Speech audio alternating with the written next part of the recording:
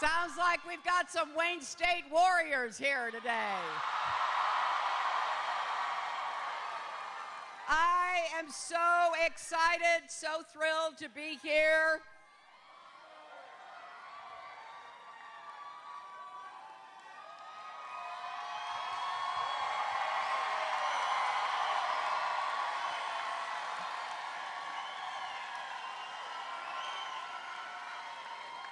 Did anybody see that debate last night?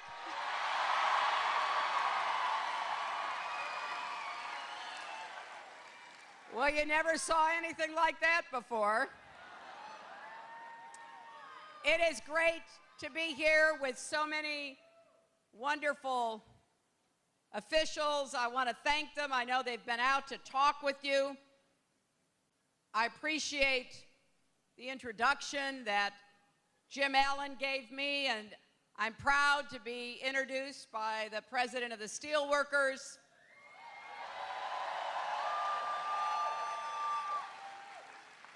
I want to thank your senators, Debbie Stabenow and Gary Peters,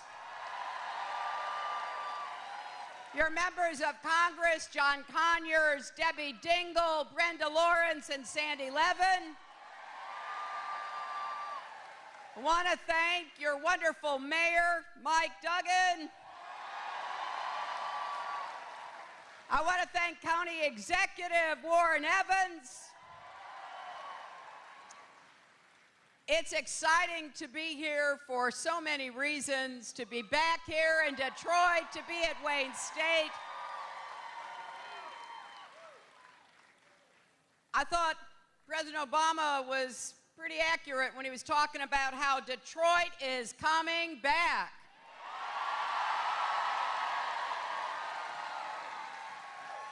And that's thanks to a lot of people. And it's going to really depend upon the young people of this university and this city to build a future that we can all not only be proud of, but be part of. And I will tell you this, if I'm so fortunate enough as to be your president come next January, I will be your partner.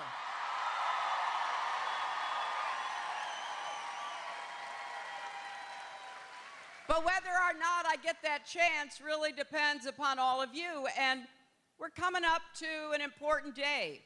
Tomorrow, October 11th, tomorrow is the last day to register to vote in Michigan. So I'm hoping that all of you either are registered or you will before the deadline tomorrow.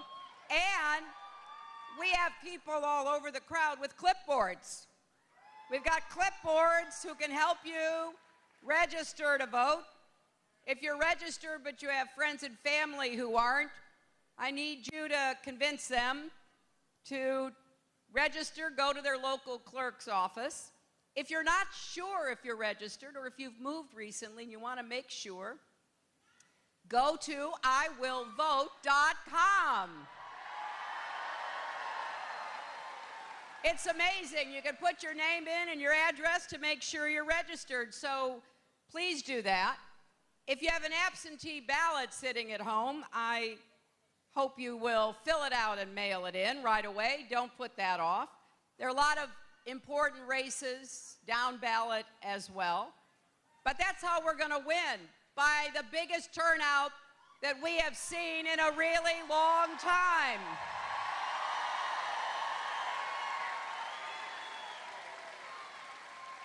And the reason why it's going to be a big turnout is people really know what's at stake in this election. They are concerned, as you heard Jim say, the differences between me and my opponent are pretty clear.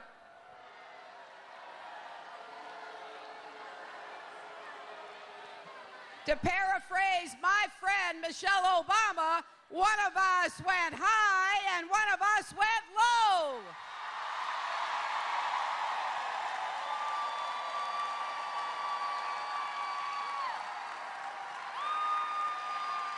And I'll tell you, what's exciting to me is that we're getting more and more support, not just from Democrats, but from independents and Republicans.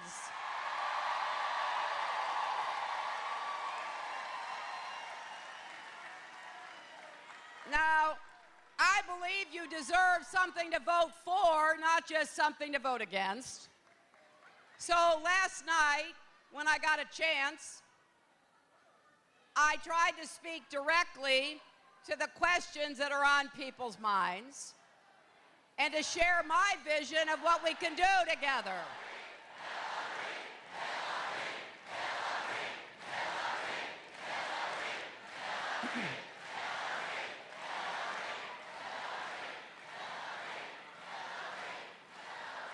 Now, I'll tell you what.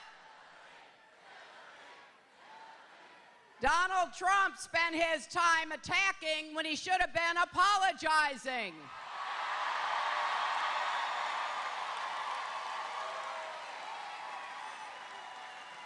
Now, there are a lot of things he should apologize for, right? And on Friday, the whole world heard him talking about the terrible way he treats women.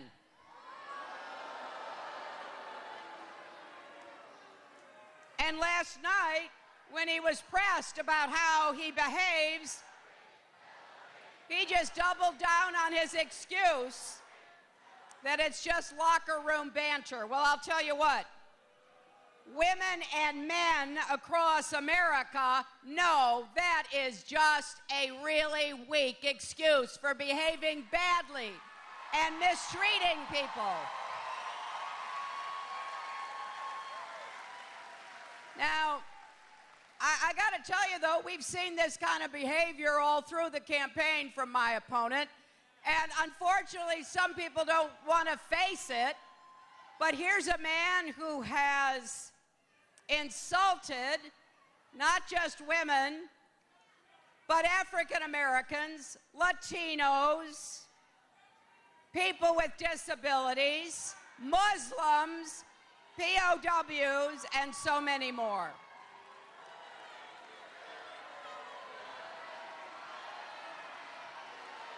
So,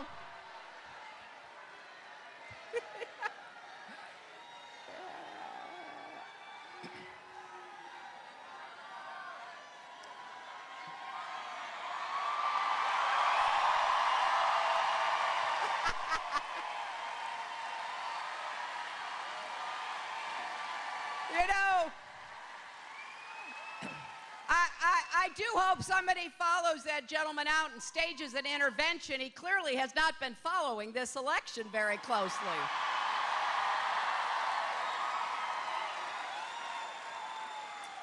But hey, folks, we now know who Donald Trump is, but the real question for us is, who are we?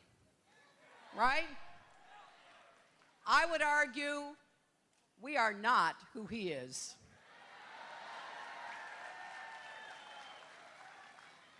Here in America, we are taught to, and we should, respect each other, lift each other up, celebrate our diversity. That's the country that I know and love.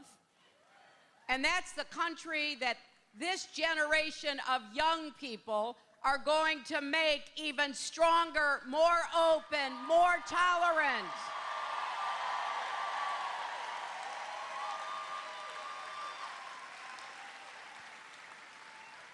I believe that we can do this. Stronger Together is not just a slogan for me, it's a blueprint for our future. I believe our economy should work for everyone, not just those at the top. And I'm closing my campaign the way I started my career, fighting for kids and families to make sure every single person in this country has the chance to go as far as your hard work and your talent will take you.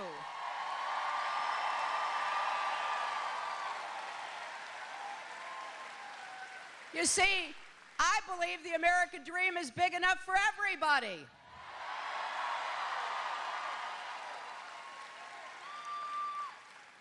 That's been the cause of my life. That will be the mission of my presidency, working to make your life better, investing in you, focusing on those kitchen table issues that keep families up at night.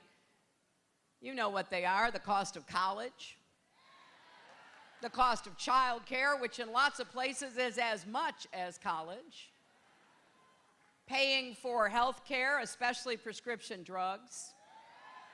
How many of you already have student debt?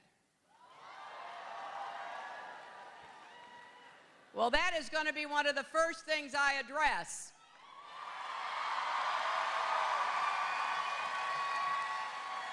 I got to tell you, I am very proud of the plan that Senator Bernie Sanders and I did together.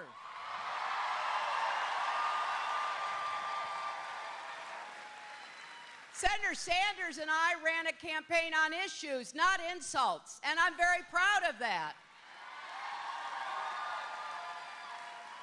And when it was over, we got together and we joined our ideas and we said, okay, number one, we're going to help everybody who already has debt to refinance your college debt. That will save you thousands of dollars. It will enable you to use some of your money for other things. Wouldn't that be nice, right? And we're going to make college affordable. Now, I got to tell you, we don't really get any ideas that will help anybody else from my opponent. Last night, he admitted he hasn't paid a dime in federal income tax for years. Now, apparently, the reason for that is he lost $1 billion in a single year on bad investments and failing casinos. How do you lose money running casinos?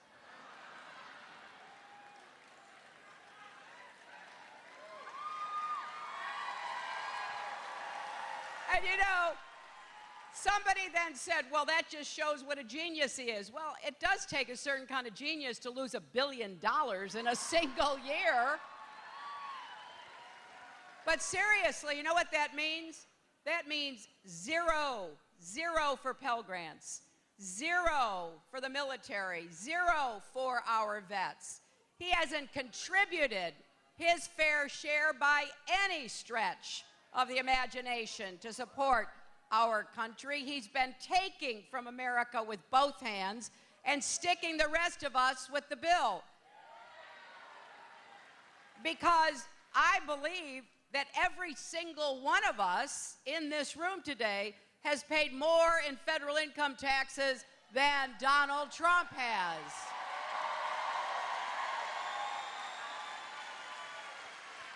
Now, last night, he tried to drag Warren Buffett in it. You remember that? It was like, oh, yeah, well, maybe I've never paid income tax, and maybe somebody else hasn't either, and he mentioned Warren Buffett. Well, today, Warren Buffett put out a statement.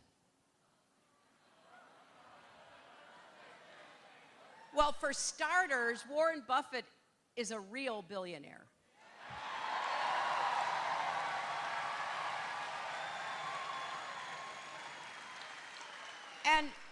And you know, he put out a statement, and it said this: I have paid, this is Warren Buffett talking, I've paid federal income tax every year since 1944, when I was 13 years old. He says, I have copies of all 72 of my returns, and none uses a carry forward, which was the gimmick Trump used to avoid paying taxes. And then, I love this, his last paragraph. Finally, I have been audited by the IRS multiple times, and am currently being audited. I have no problem in releasing my tax information while under audit.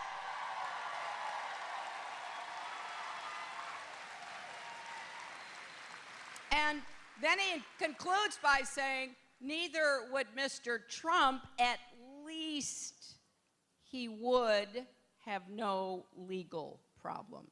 So if you're going to call out Warren Buffett, you better be prepared for him telling some good old-fashioned Nebraska honest facts about what the truth really is. And the other thing about Warren Buffett is he agrees with me. Rich people ought to be paying more federal income taxes to pay their fair share for our country. Also last night, Donald had no answer when confronted by the report that he's been buying cheap Chinese steel for construction projects instead of good American steel that supports good American jobs. Now, look, he's gone all over Michigan claiming to be on the side of workers, right? You've seen that, you've heard that. He especially likes to talk about how he supports American steel workers. He even had the nerve to brag about how, and this is a quote, American steel will send new skyscrapers soaring. And all the while, he was hiding the truth. He went to great extremes to hide the fact that he chose to support Chinese workers, not American workers. Now, you in Michigan, like a lot of places in our country, know that China has been dumping cheap steel into our markets for too long. And you've seen the consequences up close, because when China illegally floods our markets with cheap steel, and people like Donald Trump buy it, then it kills good jobs. Kills jobs here in Wayne County, kills jobs across Michigan and lots of other places. That's why Jim was out here introducing me, because the steel workers, they know that this is a big, big deal. And how does Trump look at these workers in the eye? How does he brag about, big, tall buildings when he's putting American workers out of work and he's shutting down steel mills? Well, he needs to try to explain that, I think. And like everything else, it's not likely that he will. He'll go on saying the same factually untrue things.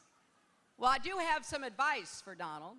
If he wants to make America great again, start by buying American steel for his construction projects.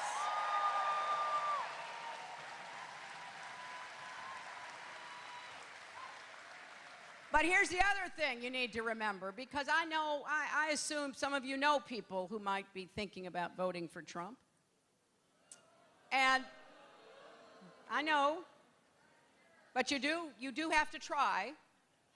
Friends don't let friends vote for Trump. That is exactly the case, right?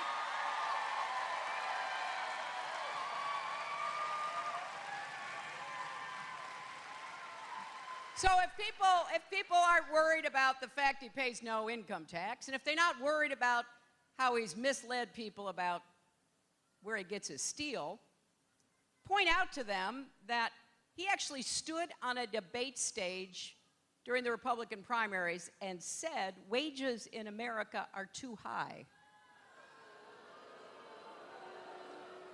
I love it. He keeps denying these things, and he must forget that we do have video and audio in 2016, and you can actually pull it out again and show people. Now, last year, he even suggested that U.S. automakers, remember, automakers and related industry employs 1.1 million people in Michigan, right? He even suggested that U.S. automakers shift production away from Michigan to communities where workers are paid less. But nobody should be surprised, because back in the Great Recession, when millions of jobs across America hung in the balance, Donald Trump said rescuing the auto industry didn't really matter very much. He said, and I quote again, "Let it go.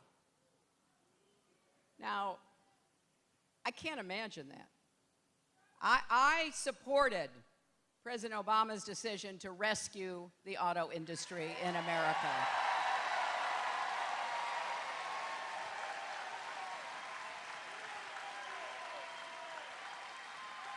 And just look, last year in 2015, the auto industry had its best year ever. So here's what we're going to do. We're going to stand up against unfair trade practices like dumping illegal steel. We are going to stand up for the proposition that investing in American workers is not only the right thing to do, it's the smart thing to do. We're going to have the biggest investment in new jobs since World War II. In infrastructure, I saw some laborers back there. Our roads, our bridges, our tunnels, our ports, our airports, our water systems like in Flint.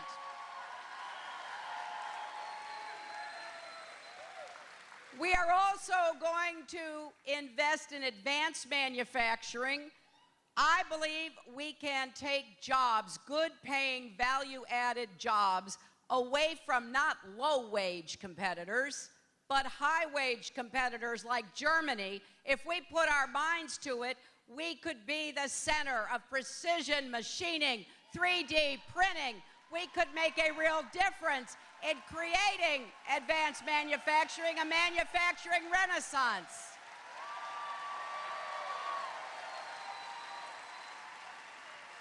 And I think we can become the clean energy superpower of the 21st century. Clean, renewable energy jobs, building a new modern electric grid to be able to take in and distribute clean energy. We can do this. Let's finish the job of connecting the entire country to the internet. There are too many places and too many poor families that are still not connected. Let's do more to support small businesses. That's where 2/3 of the new jobs will come from. And because of the plan that Senator Sanders and I have worked on, we're going to make public colleges like Wayne State tuition-free for working families.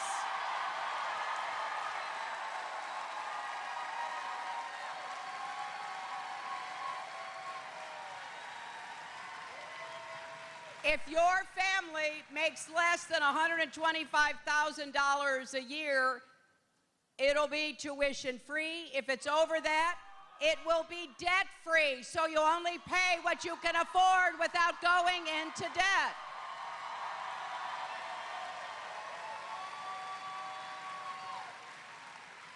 And if you already have student debt, we will help you refinance it and pay it back, so you never have to pay more than you can afford. And you can actually see how this would affect you if you go to HillaryClinton.com/calculator, because we have calculated how much money you individually can save under our plan. I'm really excited about this. We're going to rewrite the rules of our economy to create both more growth and more fairness, so it's more broadly inclusive. Because in addition to creating jobs, I want to raise the national minimum wage, so if you work full-time, you're not in poverty. I want to finally guarantee equal pay for women's work.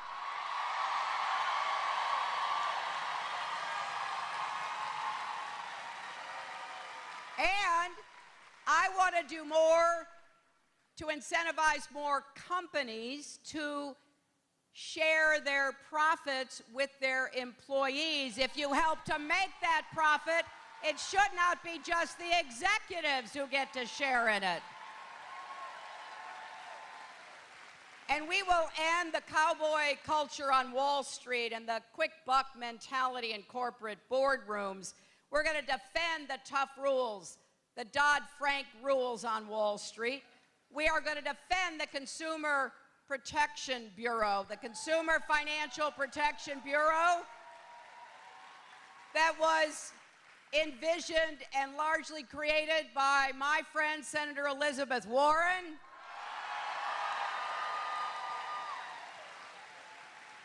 Donald Trump wants to get rid of the new rules on Wall Street, and he wants to get rid of this agency that protects consumers from being cheated. That is just so backward. And if companies try to ship jobs overseas, we're going to make them pay back every penny in any tax benefit they ever got.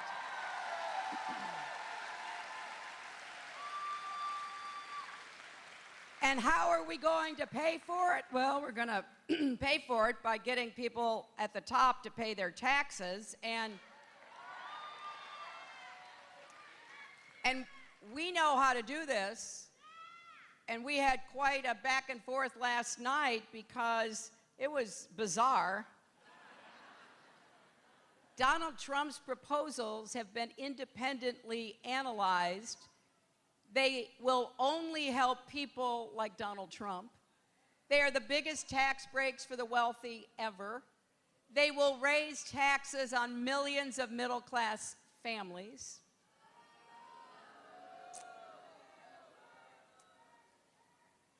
And, you know, that doesn't work.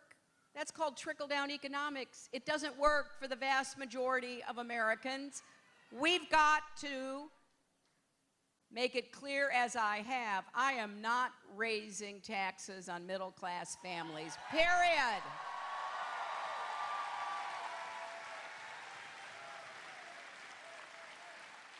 So there are so many contrasts between Donald and me that it's almost hard to keep track of all of them. That's why I hope you'll go to my website, HillaryClinton.com. Any issue you're interested in, we do have our ideas there, but we welcome people. We've had people literally contact our campaign on the website and said, I read your policy about this issue, and I think I've got a good idea, and we pay attention, and we contact people.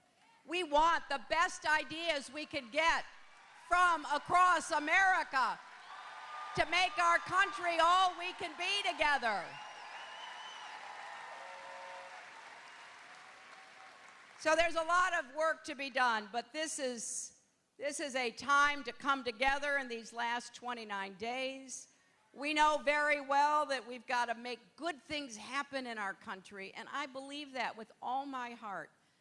You know, I had a very blessed life, and I am grateful for everything my family did for me, but I will tell you this.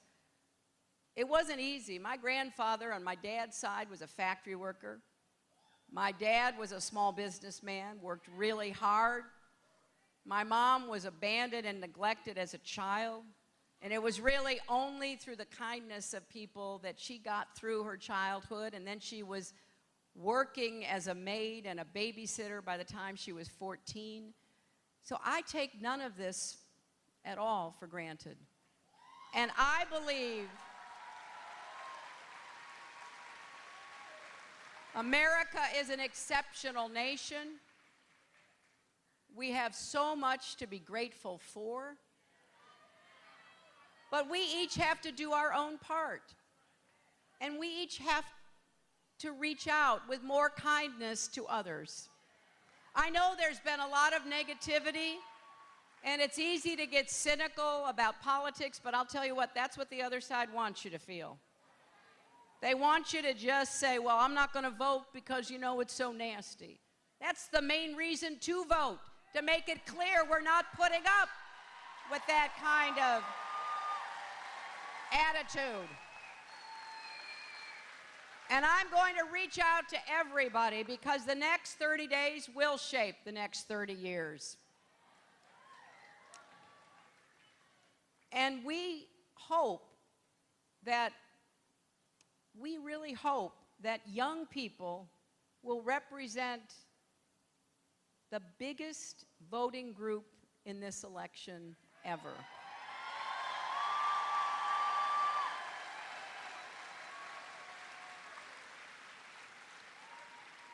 I spend a lot of time talking with and listening to young people, and I know that it is sometimes a little bit challenging to figure out what is going on. Who should I believe? What do I need to know? But trust your heart. Trust your heart. Because if we work together, we can make this country what we know it will be and should be. So please help me. Make every phone call you can, knock on every door you can, go to HillaryClinton.com and volunteer. Text JOIN, J-O-I-N, to 47246. We're going to prove to the world we are stronger together, and yes, love trumps hate. Thank you.